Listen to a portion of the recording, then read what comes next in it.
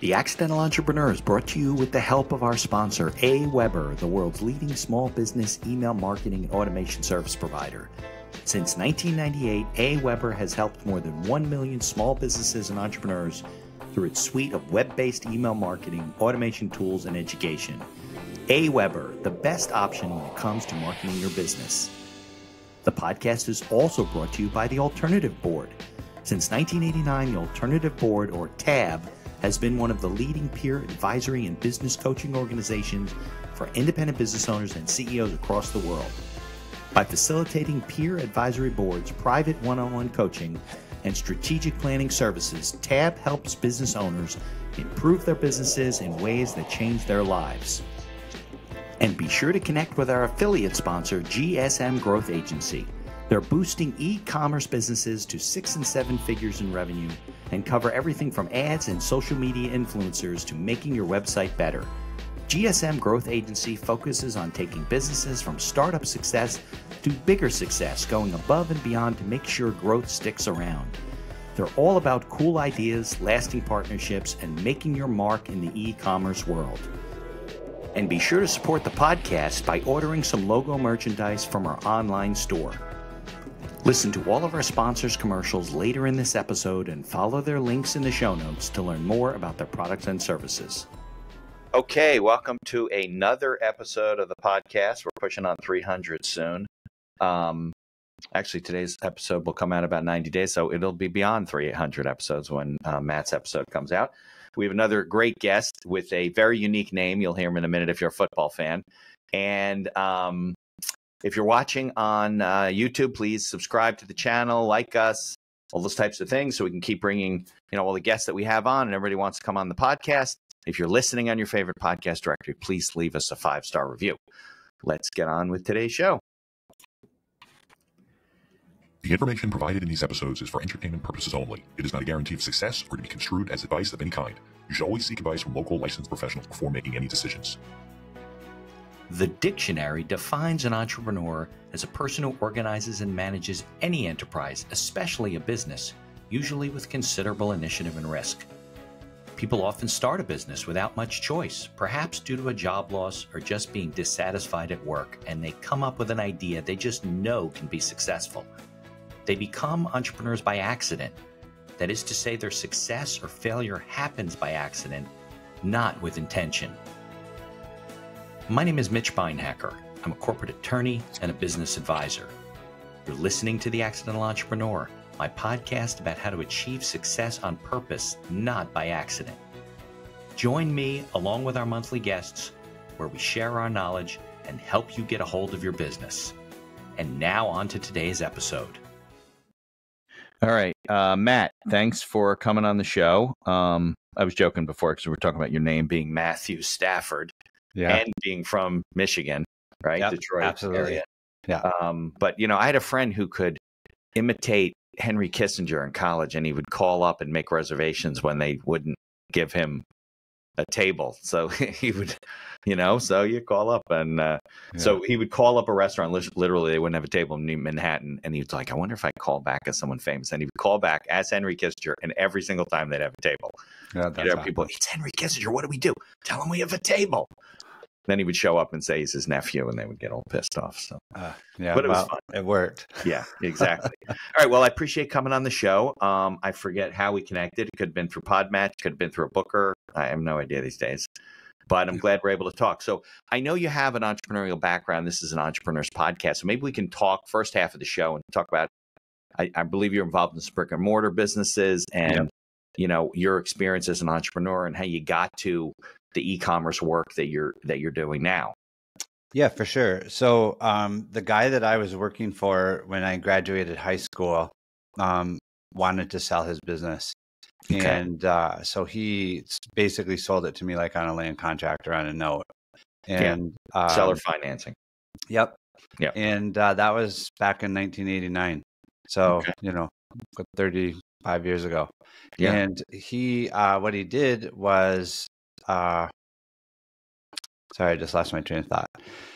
Yeah, he sold me the business on a contract, and through that, we were able to I was able to kind of get my feet wet right away and start learning what it actually meant to be in business rather than just work hard. And what did this company do? It was like we did landscaping and seawall construction around the Houghton Lake area, because there's several lakes and canals and things like that. So we would put in these wood seawalls that would prevent the land from eroding. So this is like private homeowners that were on the lake? Yep, 100%. Yep. Right. And then through that process, I hired a couple of guys who knew how to pour concrete, because people were always asking us, "Oh, could you put a sidewalk out to it, or could you put a sidewalk up to the landscaping and stuff?" And so we started doing that, and I actually fell in love with the concrete business. And so about 4 years into that business, I sold it to two of the guys that worked for me, and started a concrete business. So you literally were in a brick and mortar business, literally. Yeah. Yeah. So you decided you want to get out of the landscaping stuff and only do concrete. Yeah. And now I own the domain brickstoclicks.com, brick and mortar to click and order. Yeah. Okay. So yeah, we went from brick and mortar to click and order. So okay. So you're providing, what are you providing? Concrete or concrete block or whatever to? No, we were the ones that installed the concrete. So we would order it, they would bring it in a truck, and then we would place and finish it. Got it. And we grew that, or I say we, because I really always consider my team as part of the process. Sure. I can't do it alone. Right. But that grew to about 25 employees. We were doing about $4 to $5 million a year in concrete. And we would do typically like 2 Walmarts, Menards, Home Depot, a couple box stores. Commercial stuff. Yeah. Yep. Yeah. Almost all commercial. Yeah, because most people want like pavers and things like that. They don't want poured concrete. Right. So then when I got to the 2008 time frame, 2008, 2009, when all the housing stuff started crashing, a couple of the general contractors that we worked for went under and left us holding the bill for about $350,000 worth of concrete, and created a lot of hassle. And I just decided that the risk versus reward wasn't there anymore. And we kind of. So you had you had done the jobs, and then there were an invoice to be paid, and these guys went under, and you never got paid. Yeah, and when we put a lien on the property, Walmart just bonded over it and opened the store anyways. And of course, it was basically a waste of time. You got to deal with a bonding company, right? Yeah, exactly. So I reduced the size of it, which I was actually glad we became more profitable. But I went to a Tony Robbins event right around that time, and he sold a DVD series called Money Masters. Mm-hmm. And it was basically a bunch of people that were making a bunch of money online, and they were sharing how they did it and what their strategies were. And I was like, wow, I've literally never even thought about that. All I did was use my computer to email and blueprints and send invoices, etc. I never thought about selling things online. And so I got interested in it and got into playing around with it at night. And I started putting t-shirt designs on t-shirts and then marketing them and selling them with Facebook ads. Okay, because you basically were out of business, right? The concrete business was owed a ton of money. Yeah. And you said, I'm going to start and sell widgets. You didn't know what you were going to do? Well, the concrete company still exists. We had reduced it, and then I sold it to one of the guys that was working for me, basically seller financing, sold him all equipment and stuff. Like you did before. Yeah. Yeah. And he had worked for me for 5 or 6 years already. So he knew all about it and was really good at it. And he's built it into something that's very, very nice for him and his family and the team that works for him now. Oh, good. Okay. So it'll come back. You got paid and everything. Yeah. Yep. Okay. All right. Yep. And then so I started the online thing, and I had some really quick wins early on. I felt very lucky. I applied a lot of what I knew offline to online, and I think that helped. Like what? Just understanding how hard it is to get someone, all the processes that it takes for someone to actually interact with you. And buy, right. A lot of times people see these videos online that, it's a laptop lifestyle, and they think that they can just get away with 2 or 3 things and it's going to work great. Right. And instead, I literally put in all the little things that a lot of people wouldn't think about, in order to make it work. In the selling process, kind of like a funnel, like working a client customer through the process and getting them to buy. Yep. Okay. Exactly. And even in how I would target, because back then you had to use interests. And so I would think of very creative ways to get into pockets of people who would like the designs. And so right off the bat, the first year, we did a couple $1 million for the t-shirts. And then I partnered with a guy up in Vancouver, British Columbia, and we ended up doing about $15 million of the t-shirts in the next 24 months. $15 million of the t-shirt? Yep. Okay, so you come out of school or whatever, you buy this guy's business knowing, I guess, I don't know what you knew. You didn't even tell me if you knew anything about doing seawalls. And then you fall in love with the concrete business. I don't know if you knew anything about concrete or learned. I did not. Okay, and then you sell that business to one of your guys, and then you go into t-shirts, which is seemingly not related to anything you've done in the past. And you're Absolutely not an artist, right? No, right. Okay, so this is a good lesson for entrepreneurs that you can do things. You don't have to be like an artist to sell graphic t-shirts. So where did you get your inventory? Like where did that come from? Where did I get my inventory? Yeah, you said you sold $1 million worth of t-shirts. So yeah. So there was a platform called Teespring, and they had set it up where you could put the design on it and then run ads to it and sell it. And the more you sold, the more profit you made. So they had like a library of designs that No, we made our own designs. Oh, you did. So how did you make it? Are you an artist?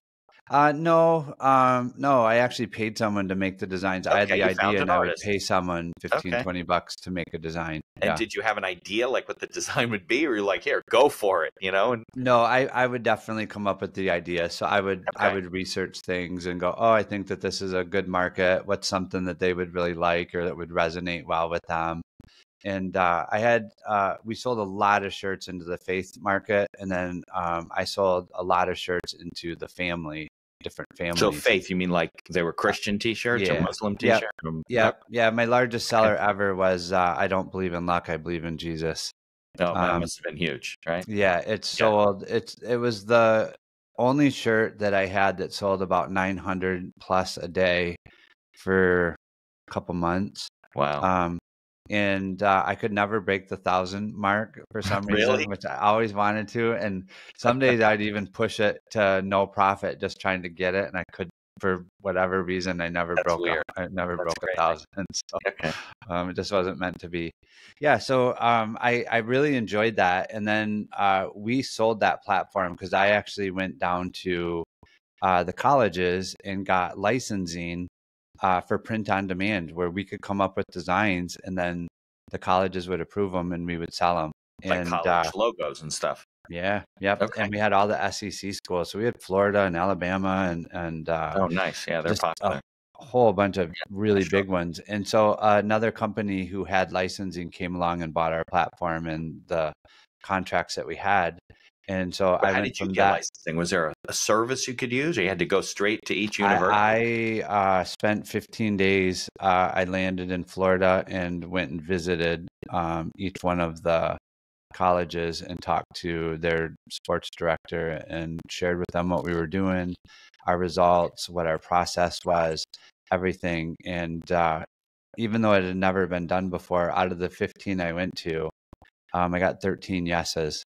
Really? And, which was crazy. It just, everybody thought, that would never happen. And so they were able to make that decision. Like you didn't have to go to some lawyer team or get. Well, they made the decision. And then what we had to do is we had to apply to the governing body that handles all their licensing. And then that director wrote in and said, yes, we want them approved. And that was basically, they have that ability to do that. Otherwise it would have never happened. So we knew we tried the regular way, it didn't work. So then we said, all right, let's go around them and talk to the school specifically. Right. And so we set up appointments with each and every one of them, and they were very accommodating. They were not open to the idea until after an hour or two of, meeting with them. And then we would get done with the meeting and they told us they would. Several of them said yes right then. Several said they'd give us their answer. We had all all 13 of the 15 yeses by the time I was done driving around the country. Wow. And flew home. So it was really great. And it took about 3-4 months for all the paperwork and everything to get done for us to start printing, but it worked very well.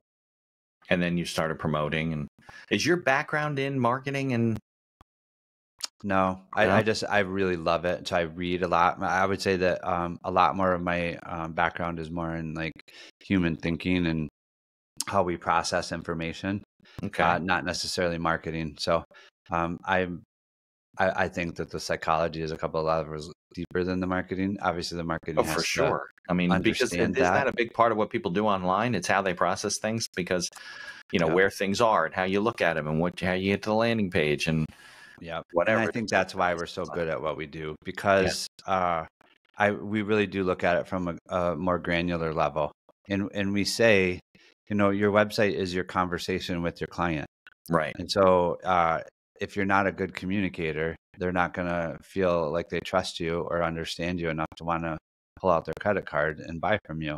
Right. And so for us, it's always about clarity, ease of use, from the customer's perspective, not from you trying to sell them something. Right. And that is a paradigm shift that makes a big difference when you're constantly looking at your site as, how do I sell more? How do I sell more? You miss a lot of the little nuances of what the customer needs to know in order to make the decision, or to feel comfortable with making the decision. Why they're not buying this stuff. Yeah. Right? And so when you approach it from that way, your site just feels better and works better for a lot of times very imperceptible reasons. You can look at it and go, oh, this just makes me feel good, or oh, this one just feels like off, like chaotic. Yeah. Right. Yeah, no, I agree. You go to a website, if things just don't feel right, or they're chaotic, or you don't understand it, they leave.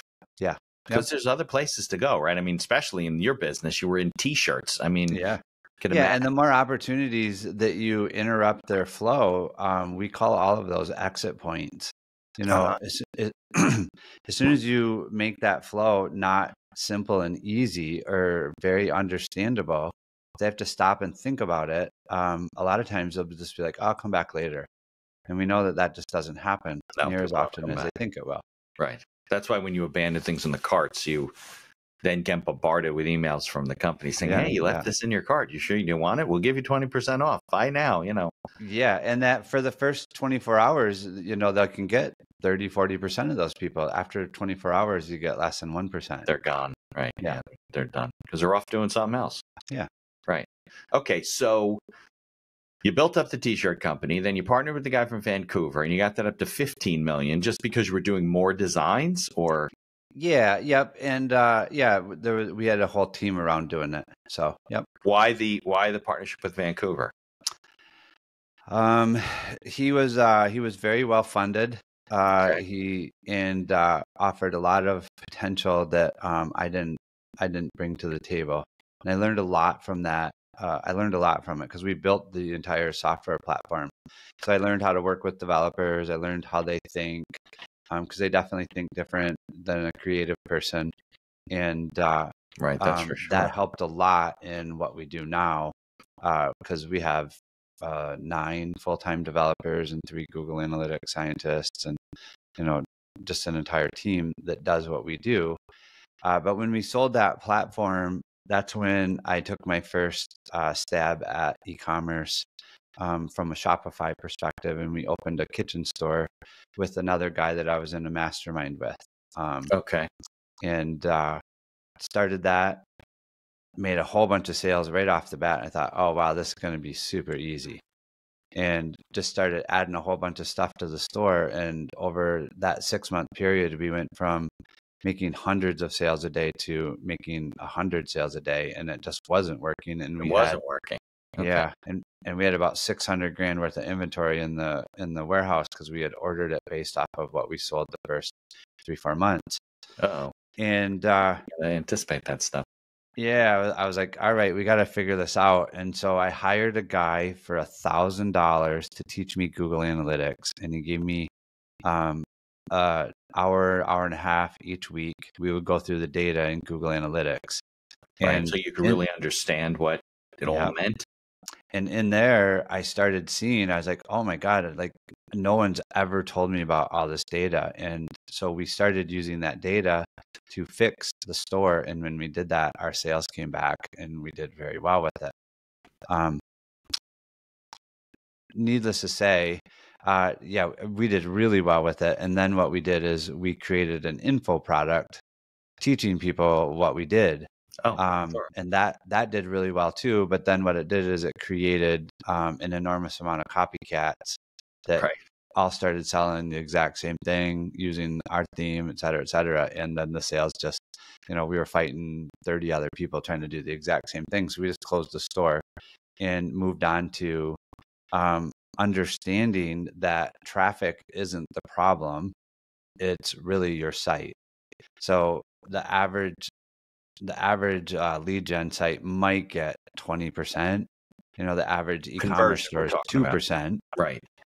And so my theory was, well, if 100 people clicked on an ad to come to your site, they obviously had interest. And the fact that you only sold 2 of them means your site sucks. Everybody else's theory was buy more ads to get 2 more sales. I was like, why don't we sell 2 more of those 98 people that left? Right. And we Increase your conversion rate, right? Yeah. Yeah. And so that became my focus. And I really enjoyed that. I see it as problem solving. I've been doing it now 9 years, and I'm just as excited to get up every day and figure stuff out as I was back then.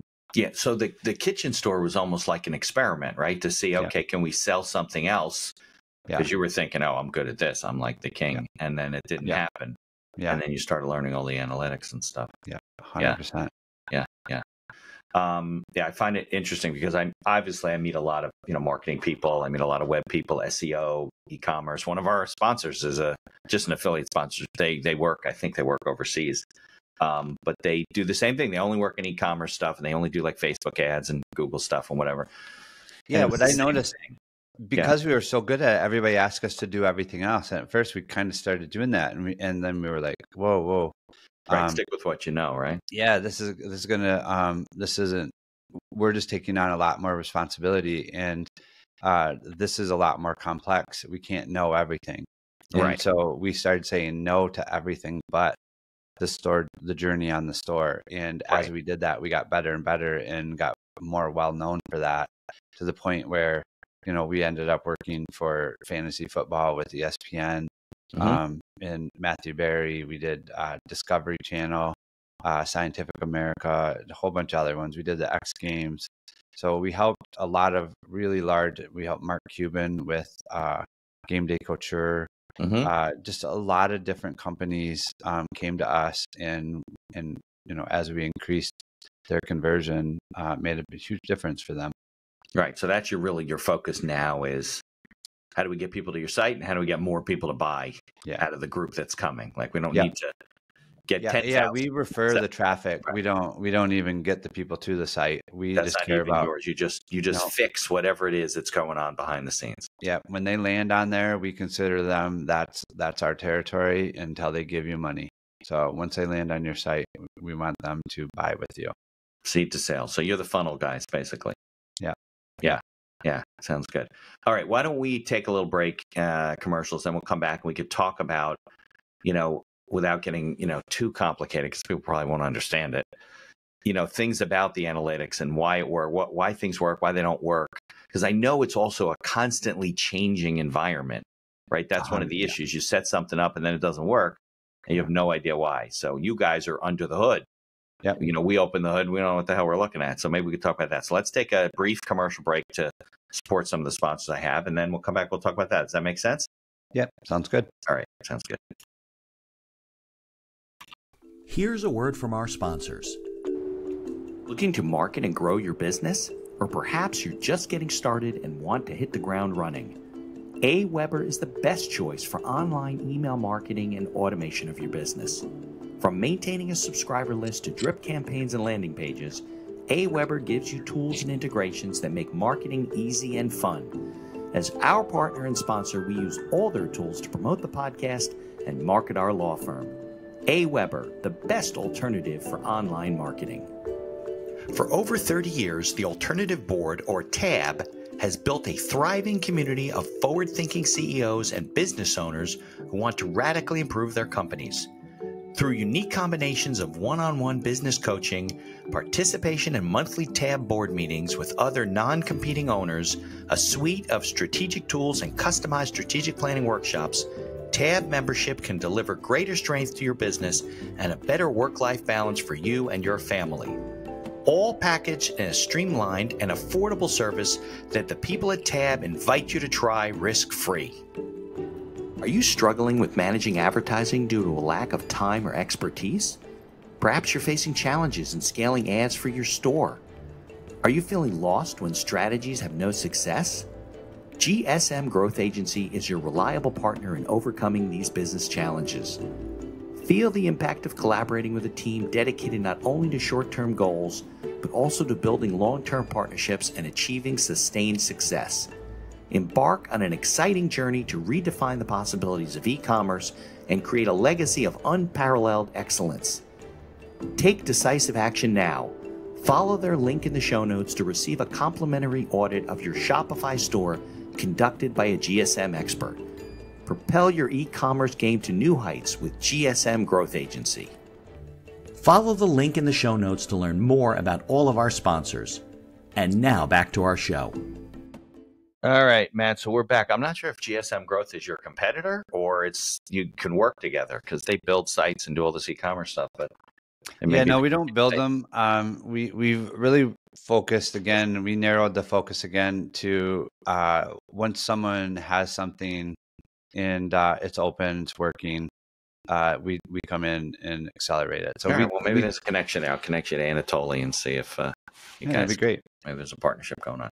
Yeah. All right, so this is what everybody's been waiting for. So let's talk about the things that go on that don't work and why all of a sudden you change one thing and you start getting more sales, which obviously doesn't have to stay forever, and I see it happen. I've seen people do ads and make a lot of money, and even as lawyers, and then all of a sudden just dries up. Yeah. So maybe you can comment on that.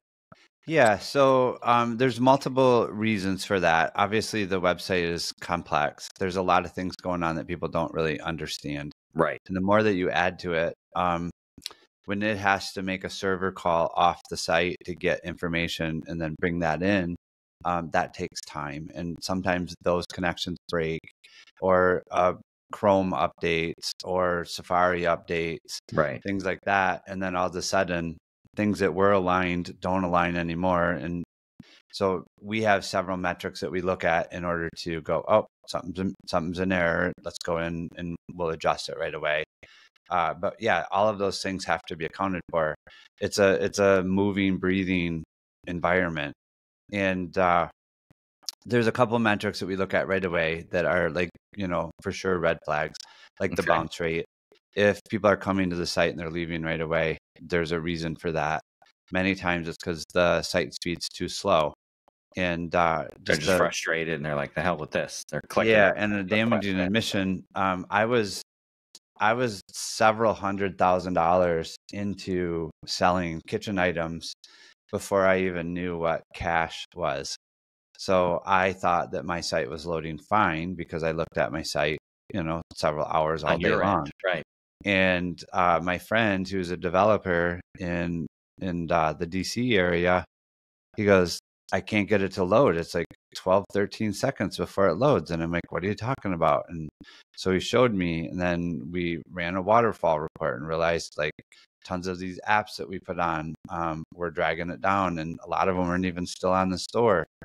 And so that kind of started the next journey of, okay, we see the data. Now, how do we fix it?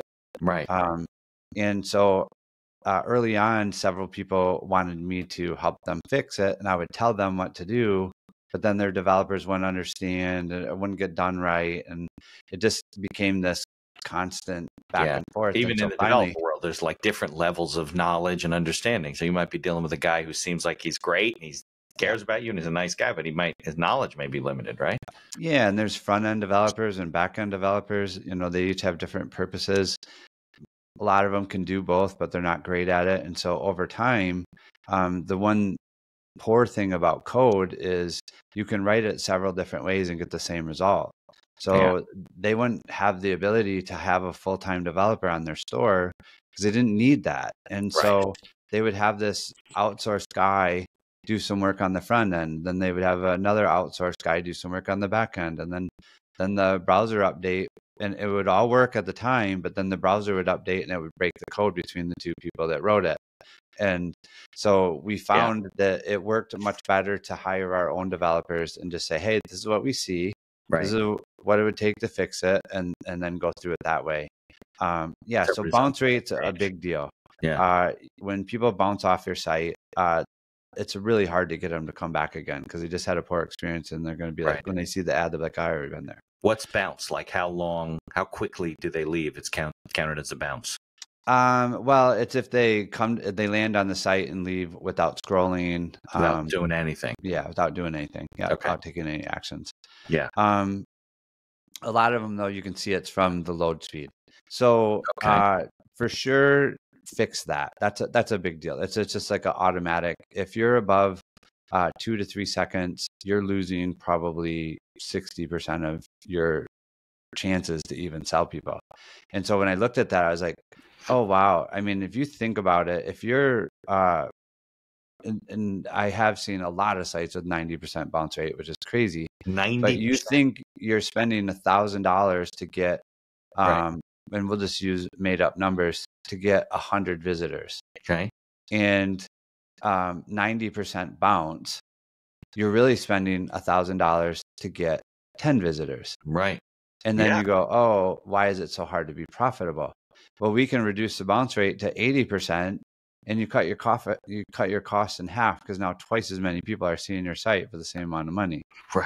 So the more that you can lower that bounce rate, we think it should be around 50%. 40 to 50% is okay. We see, anything over 70 is a pretty red flag that things are broken. And then we just go in there and fix that part first. And Google Analytics gives you, site speed, and you don't just, most people will put in their homepage and think that's their site speed. It's not. That's just the site speed for that page. So every page URL has its own speed, and Google gives you that. So you look at you have to call your friend in Iowa and say, hey, pull up your computer right now and check my site. Tell me how long it takes. You could do that, but that's that would just be the homepage. So what we do is we look at the most traffic pages on the site. And then see what their speed is, because obviously the ones that have the most traffic are the ones that we want to make sure that work the best first. And it's really easy to get down into the weeds and think, oh, I'm going to fix everything. And you could spend all your time doing that, and it's not going to make you the same amount of money as if you fix all the highest traffic pages. That's going to get, the majority of what you need, and then move on to the next thing, and then move on. It's never going to be 100% anyway. I always find when you set up a new site, or you redo your site, or you update, it's like a race. Like as soon as you're done, the next day it starts to go downhill. It's like things, like you said, things are breaking, links you have, or information's outdated, whatever it is. Browsers are updating. People are using a new phone gets released and it has a different resolution size. All that stuff matters. So you got all that stuff going on. So we look at that too and figure out, why was Apple devices the #1 converting device, and now all of a sudden it dropped off a cliff? And we'll go in and fix how it displays on an Apple device. Okay, I see. That makes sense. Is a lot of the problems with these sites due to browser updates? And you keep bringing that up. So is that something like, my browser updated every Tuesday, so now my website's screwed a week later after and it doesn't necessarily correspond exactly to just browser updates, but all different things. And certain browser updates are going to conflict with certain code. Your site can be working 100% fine, and then you wake up and something's broken. Wow, what happened? Somebody changed something, and typically it is in, code was updated in the browser. How do you keep up on that? Like, they don't send you, oh, Matt, we just want to let you know, these are the browser updates that we're sending out. Right. Yeah. We with our analytics, we set up reports, and so we get them. And then obviously, because our clients are doing fair volume, they got to be doing about 250 grand a month for us to be doing the work. And so, a day broken costs them, A lot of 25, money. 30 grand. Yeah. And so we have a team that all they do is bug check the sites, and they're on a rotation where every site gets checked. And then So if you're someone always reports checking this one, stuff. bugs are the number one thing that we fix before we're looking for new wins. So in your world, the analytics side of it, do you get notification from the browser companies before they send like the next update coming? No, it just hits. Then you got to figure it out. Yeah. Yeah. And we see if there's a conversion drop or things like that. Cause we're obviously looking at their site every day and trying to improve it. We'll understand, and we send it to the dev. Plus each site has a front end and a back end dev on it. And so right away, the person that's managing the site will let them know, and they'll go in and check it out. We use a tool called Browser Stack, where it's a little more expensive, but people actually look at the site on the devices, and so you basically can see what it looks like on all the different ones. And yeah, and it helps us out a lot. How often do browsers update? Depends. Every month or two, they're doing little things. The larger updates are a little farther, on, but even Shopify can update something, or the platform that you're using for selling. Yeah. Or an app can update. Right. So there's a lot of different updates that are happening all the time. It sounds to me like your business is like a fire drill all the time. Like you come in that morning, you're like, well, what updated today and whose isn't working? Is that not a right perception? Because you seem like it actually is, but I just think we've become so accustomed to it that it doesn't feel like a big deal. Yeah, that's the environment that we chose to play in. And we know that things change. We don't, the store owner panics, and we're the ones that calm them back down and be like, this is what happens, and we'll fix it. And an hour later, it's good, and then they realize, oh, okay, and so it becomes this symbiotic relationship. But no, it doesn't stress me out anymore, because I just know like that's the world that's life, right? Exactly. Yeah. But I guess your clients may freak out at the beginning, but as they're working with you more and more, and they see you solve these problems, they're like, oh no, I know Matt's team's on top of it. No problem. Give them a call. Yeah, they'll just mention it in the channel, and we'll take care of it if they see it first. Because the owners are on their sites all the time too, trying to make things better and because that's their business, right? Yeah. So do you only deal with companies that are all online e-commerce, or some of them are brick and mortar and online, or nope, all online. Okay. So we have some lead generation sites that we work for, which I really like because it's all digital. And then the majority is e-commerce, so people that sell physical goods.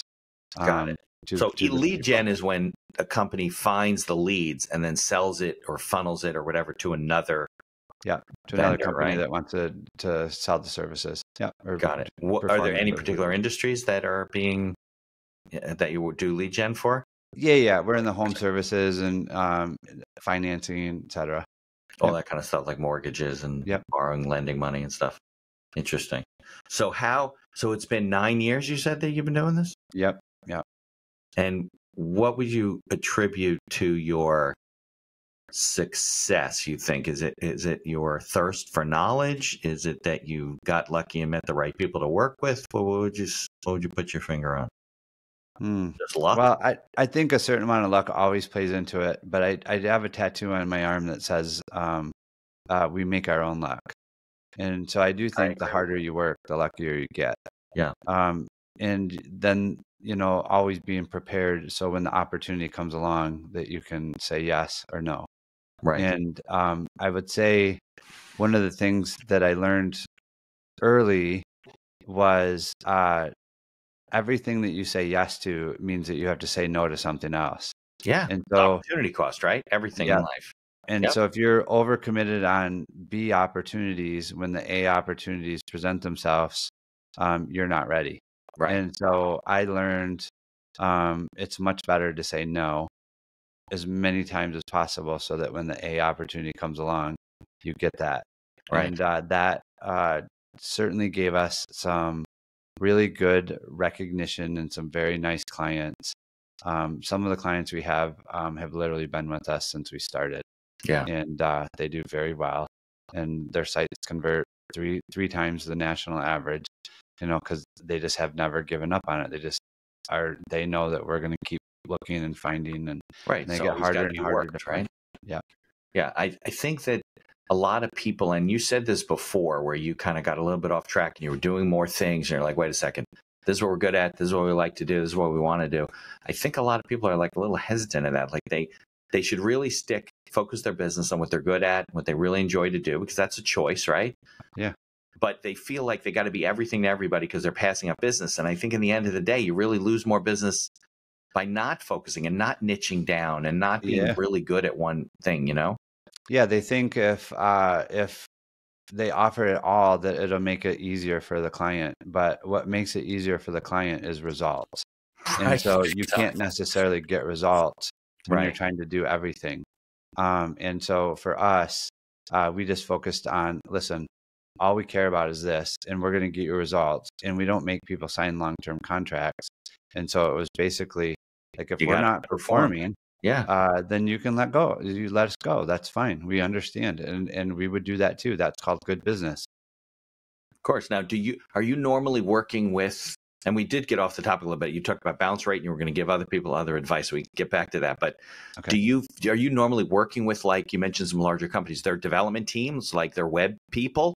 Because those people aren't focused No, on what you're for doing. our partners, we do the web work. So when you take it over, yeah. you take it over. Yeah, we take it over. So the design work you do, the rebranding. They give us the graphics and then we install them. We don't do the graphic work, but they'll give it to us. Some we do, give you the but logo, very the minor color palettes, the whole thing, and then you're doing all the tweaking behind the scenes. Yep, 100%. Got it.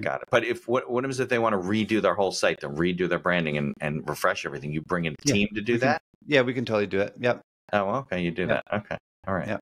All right. So we were talking before. You talk about bounce rate. What other things do people have to be aware of?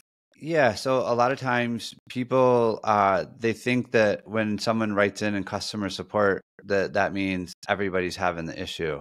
And they're not really breaking down whether it was that one person or if it's everyone. And so what happens is they think that every single question that a customer has, they need to go answer that on their site. And what ends up happening is they force every customer to go through this really awkward journey to figure out what they want and where to go. And so I would say probably a good 80% of our wins is in removing stuff early on. And then from there, refining the process, basically looking at how far people scroll. Like if they get 3/4 of the way down the page. Oh, you can tell that? Yeah. Oh, yeah. Oh, boy. Yep. Okay. And we go, oh, okay. Well, what information is 3/4 of the way down the page? Let's get that up above the fold, because 60% of people don't scroll. Right. And so what happens is each of the stages get higher and higher optimized. Just even to the text that you put in form fields. There's a psychological rule that like people don't mind giving you information if you tell them why. And makes sense. So for us, to Russia, they don't want to give it to you. Yeah, we tested all kinds of different language in the form fields, and that made a huge difference in the checkout process. So like for the email, we just say required for order confirmation. And the reason why we say that is the order confirmation email gets opened about 85% of the time. It's the highest opened email ever sent. I'm sure. Because you recognize it, you just ordered something, you want to make sure it's correct, you're going to open it up. Yep. And so people give you their best email, and we realized, we had less form field errors when we put that text in there. We had better abandoned cart recovery, a whole bunch of other things. And so then we did the same with the phone number. The phone number we put required for shipping notifications. And so it's basically, if you think about it, if you're in line and someone comes up and says, hey, do you mind if I cut? Right. You're like, no. But if they go, hey, do you mind if I cut? My kids are late for school. You're like, oh, okay, yeah, sure, go ahead. Yeah, and so it's just all you have to do is just give them some sort of information. Yeah, it's a psychology. And the information that we're given is correct. And so they give it to us. Right. Yeah, well, I'm sure their first inclination is, well, if I'm giving you my email, my phone number, you're going to market the shit out to me. I'm going to be getting texts and emails all the time. And you will market to them, but you don't want to tell them that. You want to tell them the logical reason why they need to give it to you. Like, oh, okay. Yeah, so when we saw how big of a boost it gave us, we tried a whole bunch of other language. And we did put in the phone one, we will never call you. And when we put that in there, it tanked conversions, like literally obliterated them. And we were like, oh my God, yeah, we introduced a problem that they weren't thinking about. And then they were like, no, absolutely not. They absolutely didn't believe that we would never call them. Right. They're like, oh, you're going to call me. Why the hell would you take my phone number? Right, which we wouldn't. But for them, that was enough for them to go, yeah, no, I'm not doing it. Right. It was crazy. I think your point about problems and thinking that it applies to everybody is common, right? I mean, that's human nature. If you see there's a problem, your friend calls you up. Somebody called me the other day, said, your phone number is wrong on Google My Business. And I went over there with some phone number I'd never seen. And I'm like, oh my God, like this must be happening. And then, you know what happened? I discovered that my web guy had set up one of those, rollers where they change his numbers for tracking purposes. So even my website, which is a problem for me as an attorney, I have ethics. I have information filed with the Bar Association. I can't be changing the phone number every 10 minutes. Right. And that's what was happening. Somehow Google was picking it up off the website, and it was changing every time you went in from whatever browser. Oh, wow. And I wouldn't have known it. I didn't reckon. I called my guy. I said, somebody's hacked my site. They're changing my phone number. Why would they even do that? Yeah. So, yeah. And I think that's human nature to think that, oh my God, everybody in the world's seeing this, but it may be a user error. It could be something with their computer. Probably 9 times out of 10, it is just with them, right? It's some sort of a user error. Yeah. 100%. Yeah, absolutely. Okay. So moving along. So you were saying things. Yeah, so I look at the store like a funnel. Your homepage is your landing page. Your category page is basically a set of filters. And so your homepage has 2 purposes. 1, did I land on the right site? And then 2, easy navigation to what I'm looking for. Right. If you have a lot of products, the filters matter a lot. It will boost your conversions an enormous amount, getting the filters correct, because it helps them land on what they're looking for, and then they can buy without having to go through a terrible process. Yeah. Obviously, the product page is give them the information that they need to make a decision. Clean, clear, trustworthy.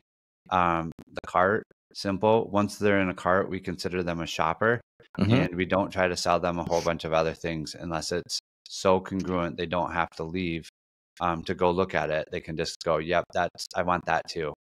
Like I hate that. You would not have a pair of shoes with a dress, because they're gonna have to then click off the cart, go look at the shoes to see if it's the shoes they want. But if it's like a cover for the dress, and they want to hang it in their closet with a cover, then that would be something simple. They wouldn't have to go leave and look at it and a bunch of other stuff, or a case or a set of headphones. Yeah. Things like that. And then obviously the checkout is, we're always working on that, because that's where the transaction takes place. You get a lift in conversions there, it means more money for the team. If you get a better lift on the homepage, it doesn't necessarily mean more sales. If the checkout's still broken, they still have 3 more processes to go through before they get to that point. Yeah. So we start on the back end and go forward. Everybody else looks at their homepage. That's what they're worried about. We start on the checkout, then the cart, then the product page, then the filters, then the homepage. Yeah. I hate when you buy something, some sort of I don't know, and I won't call it a gimmick, but some device. And then they take you through this step of asking you all these questions. Well, would you like to subscribe to this magazine? And it's not even related to what you're buying. And you got to go through all those steps. And sometimes you'll just like, screw this, I'm too busy. And you click and you leave. Yeah, exactly. Those are all exit points. When you interrupt the flow of ease and flow for the customer, right? You hurt conversions. 100%. Yeah, that's why Amazon's so good at it, right? Yeah. You just, they'll have all your stuff. It'll be at the bottom, and then they'll say you can add these or whatever, but they don't interrupt the purchase, the flow. Nope. Yeah. Absolutely. All right. So what's the best way, Matt, to people learn about what you do, connect with you, interact with you, say, oh, you know what, I think we want to hire you, that type of thing? Yeah. So our site is buildgrowscale.com. Okay. And I also have a podcast that we just started, and we're turning out some really good episodes called Building a Brand. Building a Brand? Yep. It's available on all the directories? Yeah. Okay, we'll put a link to it in the show notes. And then, and my email is matt@buildgrowscale.com. So, you're welcome to email me, and we'll make sure that we put all those links. So I can't thank you on a Friday before Christmas coming on and talking about stuff. I always find it's, you also have an entrepreneurial background, so it's a good story, but there's a lot of people out there that are like, they just don't know what to do. Even today, they just really don't know what to do with all the stuff that's being thrown at them. So yeah, just try. Like, we fail fast. That's why we succeeded. Like, right. You tried a lot of things that didn't work. The problem is if you have the mindset that you think everything that you try needs to work, you'll just never get started because you know that you're not perfect. Right. So you just have to accept that I'm going to try a bunch of things and I'm going to keep trying until I figure it out. Like, I'm not going to give up.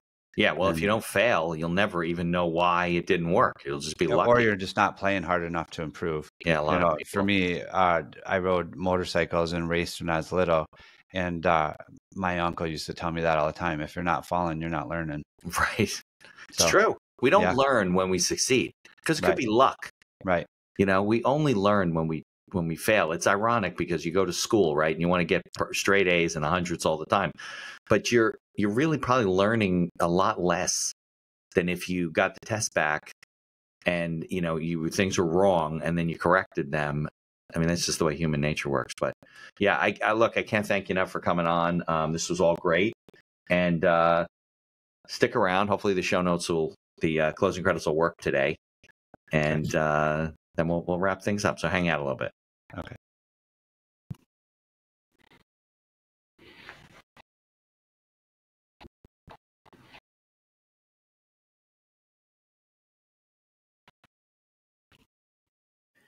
Thank you for listening to this episode of The Accidental Entrepreneur. Opening and closing music written and performed by Howie Moskovich and made to order music. For information about Howie and his music services, please follow the link in our show notes. If you like the podcast, please tell others about us. You can find us on Apple Podcasts, on Amazon Music, Spotify, Google Podcasts, and most of the other podcast directories. If you like what you hear, please leave us a 5-star review and feel free to share our episodes on social media. If you have any questions or comments, ideas for the show, or you'd even like to appear as a guest, reach out to us by email at info@beinackerlaw.com. The Accidental Entrepreneur is hosted by Mitch Beinacker and produced by Beinacker Law. If you'd like to learn more about our business and legal services, you can find us on social media or visit our website at beinackerlaw.com. Thanks for listening, and be sure to subscribe to our feed to be notified of all future episodes.